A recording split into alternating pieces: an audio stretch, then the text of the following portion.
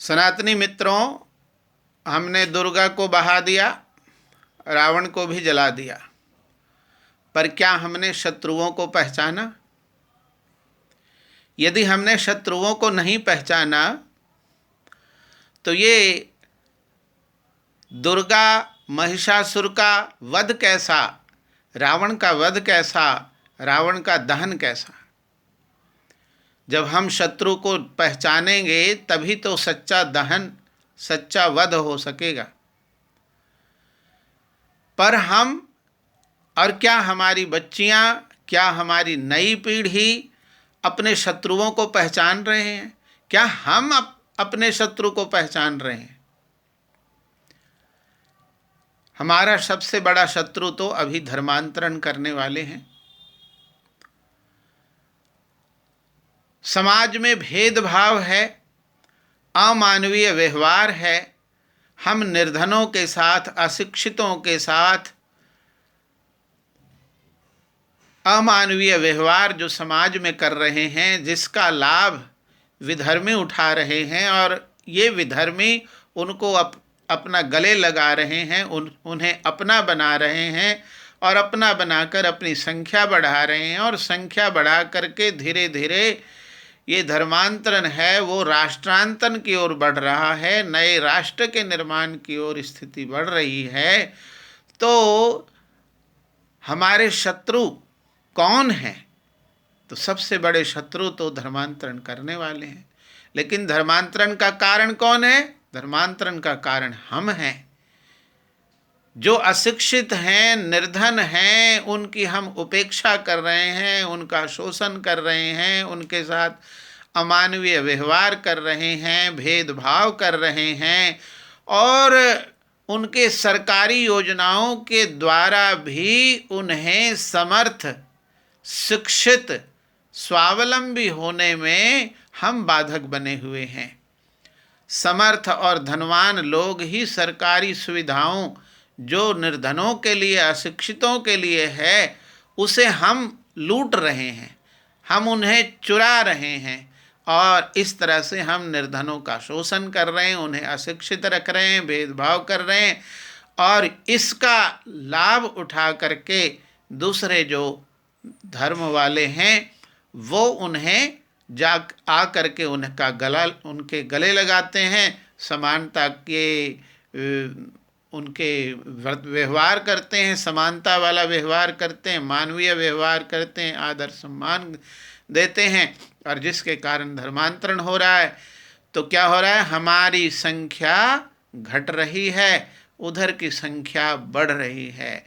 तो संख्या का, हमारी संख्या घटना, उनकी संख्या बढ़ना, ये देश और धर्म के प्रति सबसे बड़ा शत्रुता है। शत्रुता उनकी है और शत्रुता हमारी स्वयं की है, क्योंकि इसका कारण हम स्वयं हैं। तो संख्या और दूसरा संगठन। हमारी संख्या घट रही है, हमारा संगठन नहीं है, हम शस्त्र नहीं रखते, हम शास्त्र नहीं पढ़ते। तो संख्या, संगठन, शस्त्र और शास्त्र, दुर्गा के आठों हाथ में शस्त्र हैं। दुर्गा की प्रतिमा ये सिखा रही है कि हम शस्त्रों को रखें, हम शस्त्र चलाना सीखें। दुर्गा के आठ आठ हाथ हमें सिखा रहे हैं कि हम संगठित हों, संगठित होकर के देश धर्म के शत्रुओं का सामना करें, मिलकर सामना करें, शस्त्र रखें, समर्थ बनें, आत्मरक्षा के उपाय सीखें, आत्मरक्षा के कौशल प्राप्त करें। आत्मरक्षा के लिए हमें शस्त्रों को रखना, शस्त्रों को चलाना आना चाहिए, जिससे कि हम समय पर अपनी रक्षा कर पाएँ। तो दुर्गा की प्रतिमा तो ये सिखा रही है। हमने शस्त्रों का पूजन कर दिया, और शस्त्र पूजन का हमारा मतलब आजकल यही है कि धूप अगरबत्ती जला दिया और रोली लगा दी शस्त्रों के ऊपर, और हो गई शस्त्र पूजा। पर वेद शास्त्र अनुसार शास्त्र की पूजा ये नहीं है। शस्त्र की पूजा है कि शस्त्र आप रखें, शस्त्र आप चलाना सीखें, शस्त्र चलाने का कौशल हो, सामर्थ्य हो, इसको शस्त्र पूजा कहते हैं। राम ने ऐसी ही शस्त्र पूजा की थी। उन्होंने कोई ये रौली मौली लगा करके और अगरबत्ती धूप जला करके शस्त्र पूजा नहीं की थी। उन्होंने सेना का संगठन किया, अस्त्र शस्त्र संचालन का प्रशिक्षण दिया और उसके बाद विजय यात्रा आरंभ की। तो पहली बात है कि हमारी संख्या घट रही है, दूसरी बात है हमारे अंदर संगठन नहीं है, और तीसरी बात यह है कि हम शस्त्र नहीं रख रहे, शस्त्र नहीं सीख रहे, और चौथा विषय है कि हम शास्त्र नहीं जानते, शास्त्र नहीं पढ़ते, शास्त्र नहीं रखते। अब राम के नाम पर ये नवरात्रि चल रही है, विजयादशमी चल रही है, रावण का दहन हो रहा है, और ये सारी चीज़ें राम के नाम पर हो रही। हम शास्त्र पढ़ने की बात तो बहुत दूर की है, हम रामायण नहीं पढ़ते, हम महाभारत नहीं पढ़ते। अगर हम पढ़े होते तो पता चलता कि हम जो कुछ क्रियाएं कर रहे हैं वो तो राम ने की नहीं थी। नवरात्रि क्या होती? नवरात्रि शब्द भी नहीं है रामायण के अंदर। रात्रि में कौन सा कोई पर्व त्यौहार मनाता है? रात्रि के तो ये सारे विचार ही वाम मार्गीय हैं। तो रात्रि तो सोने के लिए है, विश्राम के लिए है, रात्रि जगने के लिए नहीं है।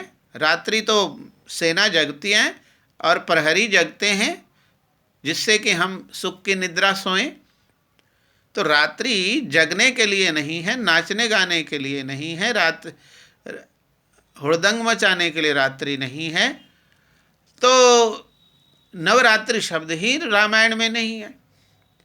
विजयादशमी, रावण का दहन ही रामायण के अनुसार, रामायण पढ़ने पर पता चलता है कि राम का तो वध ही चैत्र महीने में हुआ।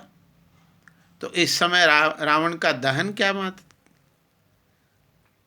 ये तो रामायण पढ़ने पर ये सारी बातें पता चलती है। तो हम शास्त्र पढ़ते नहीं, शास्त्र की बात जाने दीजिए, हम तो इतिहास भी नहीं पढ़ते, रामायण और महाभारत भी नहीं पढ़ते। तो अगर उसको पढ़े होते तो ये सब क्रियाएं नहीं होती। राम ने कभी कोई दुर्गा की प्रतिमा नहीं बनाई, कोई दुर्गा की पूजा नहीं की, रामायण में तो ऐसा कुछ भी नहीं है।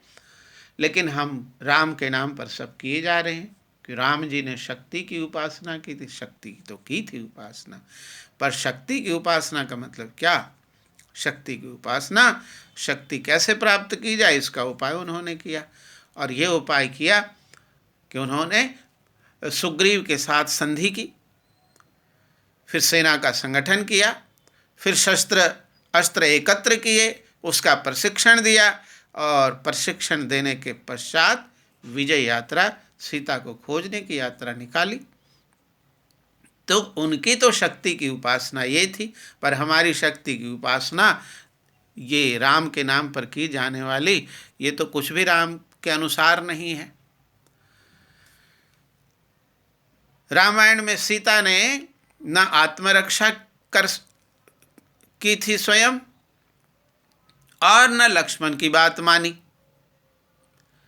सीता न स्वयं आत्मरक्षा करने में समर्थ थी और साथ ही लक्ष्मण की बात भी नहीं मानी, जिसके कारण रावण जैसा व्यक्ति अपहरण करने में सफल हो गया। क्या आज हमारी कन्याएं, हमारी महिलाएं आत्मरक्षा करने में सफल हैं? अपनी आत्मरक्षा कर सकती हैं? देखा तो नहीं जा रहा कि वो अपनी आत्मरक्षा कर सकती हैं। और जो लक्ष्मण रेखा लक्ष्मण ने बनाई थी सीता के लिए, सीता ने उसका भी उल्लंघन किया, और वही स्थिति वर्तमान समय में हमारी कन्याएं, हमारी महिलाएं कर रही हैं। न स्वयं आत्मरक्षा की क्षमता है और न शास्त्रीय मर्यादाओं, सामाजिक लक्ष्मण रेखा के अंदर रहने के लिए वो तैयार हैं। अर्धनग्न वस्त्रों को पहन करके और वासना की मूर्ति बनकर तितलियों की तरह घर से निकल रही हैं सज धज करके देह दिखाने के लिए, और रात को निकल रही हैं, 10-10, 12-12 बजे रात को निकल रही हैं, नाच गान कर रही हैं और पुरुषों के साथ कर रही हैं मिलके। उनको तो शत्रु का कोई पता ही नहीं है कि कौन उसके साथ नाच रहा है और किसकी क्या भावना है, किसकी क्या कामना है, किस कामना से आ रहे हैं। कोई लव जिहाद कर रहा है, कोई बुरी भावना से आया हुआ है, इसकी कोई पहचान नहीं है। और इतनी सारी दुर्घटनाएं घटती रहती हैं, लेकिन इनके अंदर तो ये सब कोई भाव ही नहीं है कि अपनी रक्षा करनी है, अपनी सनातन परंपरा क्या है, तो ये भी चीज़ें नहीं है। अब दुर्गा कहते हैं जो दुर्ग में सुरक्षित स्थान में सुरक्षित स्थिति में रहे, अपने बाहुबल से और शस्त्र बल से शत्रु संहार के लिए तैयार रहे। तो क्या ये हमारी महिलाएं, कन्याएं शत्रु को पहचानती हैं और शत्रु से सुरक्षित रहने की इनके अंदर कोई भावना है? अभी तो पश्चिमी वातावरण और अंग्रेजी शिक्षा के प्रभाव के कारण और समानता की बातें करते हुए ये तो पुरुषों के साथ मिलने जुलने और उनके साथ रहने, यहाँ तक कि लिव इन रिलेशनशिप में इतनी सरलता से चले जाने में भी कोई आपत्ति नहीं मानती। अब ये क्या शत्रु को पहचानेंगी? तो ये जहाँ दुर्गा की प्रतिमा बता रही है कि महिलाओं को और किसी को भी, पुरुष को भी अपने शत्रुओं से सुरक्षित स्थिति में रहना चाहिए, सुरक्षित दूरी पर रहना चाहिए, शत्रुओं से सावधान रहना चाहिए, शत्रुओं की पहचान होनी चाहिए और हमारे अंदर इतना बाहुबल होना चाहिए, हमारे पास शस्त्र बल होना चाहिए जिससे कि हम शत्रुओं का संहार कर सकें। पर ये चीज़ें तो कुछ दिख नहीं रही और लगातार ये लव जिहाद की घटनाएं बढ़ रही हैं, बलात्कार की घटनाएं बढ़ रही हैं। हमारे घर में, परिवार में, पड़ोस में सब जगह रावण पल रहे हैं। हम रक्षाबंधन का त्यौहार मनाते हैं, भाई लोग बहनें उनसे रक्षा चाहती हैं, भाई रक्षा का व्रत लेते हैं, लेकिन ये सब जो पर्व हैं वो केवल दिखावा और मौज मस्ती की वस्तुएं बन गई हैं। ये पर्व तो आपको कुछ सिखाने के लिए हैं, कुछ आदर्शों को स्मरण कराने के लिए हैं, आपके संकल्प को स्मरण कराने के लिए हैं कि आप अपने समाज की कैसे रक्षा करेंगे, अपने बहनों की, अपनी माताओं की रक्षा कैसे करेंगे, अपने देश और धर्म की रक्षा कैसे करेंगे। तो इसके लिए ये पर्व और त्यौहार आते हैं।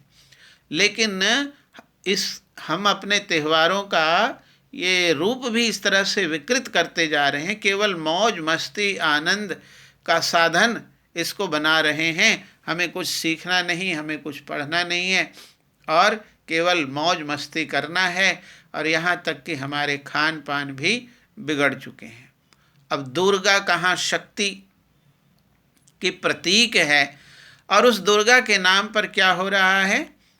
पूरे देश में दुर्गा के नाम पर बलि दी जा रही है, शराब चढ़ाया जा रहा है। क्या ये दुर्गा शक्ति, शराब और मांस से शक्ति आती है? नशा करने वाला व्यक्ति शक्तिशाली होता है, हिंसा करने वाला शक्तिशाली होता है। वध तो करना था, शत्रुओं का संहार करना था, शत्रुओं को पहचानना था, असुरों को पहचानना था, रावण को पहचानना था। पर आपने तो मुर्गे का वध किया, बकरे का वध कर रहे हैं, मुर्गे का वध कर रहे हैं। तो ये कौन सा सनातन धर्म है? ये तो किसी वेद शास्त्र का नियम नहीं है। रामायण में तो ऐसा कोई आचरण राम ने नहीं किया। तो हिंसा शत्रुओं का करना है, न कि निरपराध पशुओं, भोले भाले पशुओं का, पालतू पशुओं का वध करना है। और ये हमारा शरीर, जो हम आर्य हैं, सनातन धर्मी हैं, वैदिक धर्मी हैं, जो अहिंसा के पुजारी हैं, ये अहिंसा के पुजारी शत्रुओं का नाश करने को छोड़कर निरपराध पशुओं का नाश करके, उन्हें मार करके अपने पेट पूजा कर रहे हैं, जिह्वा की सामग्री तैयार कर रहे हैं हिंसा करके। ये कैसे सनातनी हो सकते? ये कैसे आर्य हैं? ये कैसे भारतवर्ष के लोग हैं जो वेद शास्त्रों को मानने वाले हैं? तो कोई भी दुर्गा या देवी ऐसी नहीं होती है। काली है, काली मतलब काल वाली, मृत्यु वाली, जो शत्रुओं का मौत है। काली का मतलब काला रंग वाली नहीं, काली का मतलब काल है, जो मृत्यु है। किसके? शत्रुओं का, रावण का, महिषासुर का जो काल है, और उसको मारती है, उसका खून के प्यासी है, और उसके मुंड की माला पहनती है। तो ये चित्र जो हैं, मूर्तियां हैं, वो तो प्रतीक हैं, कोई पूजने के लिए थोड़ी हैं। तो हमें अपनी बेटियों को, अपनी कन्याओं को, अपनी माताओं को, और आज की नई पीढ़ी को, और पूरे समाज को शक्तिशाली बनाना है, शत्रुओं के प्रति जागरूक करना है, अस्त्र शस्त्रों को रखना है, सीखना है, सावधान रहना है, आत्मरक्षा करनी है, आत्मरक्षा के कौशल पैदा करना है। तो दुर्गा की प्रतिमा बना बना करके करोड़ों अरबों खरबों का विनाश जो समाज में हो रहा है, लेकिन समाज तनिक भी समर्थ और शक्तिशाली नहीं बन रहा है। तो आवश्यकता तो इस बात की है। तो समाज के आप सब लोगों से निवेदन है कि हम संख्या बढ़ाएं, संगठन बढ़ाएं, शस्त्रों को रखें, शास्त्रों का अध्ययन करें, शास्त्र के अनुसार चलें। और हमारी संख्या एक तो कम बच्चे उत्पन्न करने के कारण घट रही है, दूसरी संख्या धर्मांतरण के कारण घट रही है। और ये धर्मांतरण हमारे भेदभाव, निर्धन और अशिक्षित लोगों के साथ जो भेदभाव हम कर रहे हैं, उनका शोषण कर रहे हैं, उनसे संबंध नहीं रख रहे हैं, उनके साथ भाईचारा नहीं रख रहे हैं, इसके कारण ये क्रियाएं हो रही हैं। तो हम सब ये सुधार करके, और इस सुधार के द्वारा ही ये दुर्गा की पूजा या तो रावण का दहन विजयादशमी को सफल कर सकते हैं। तो इस पर हर बार चिंतन करने की आवश्यकता है, और इस संदेश को अधिक से अधिक संख्या में साझा करके पहुंचाएं। धन्यवाद।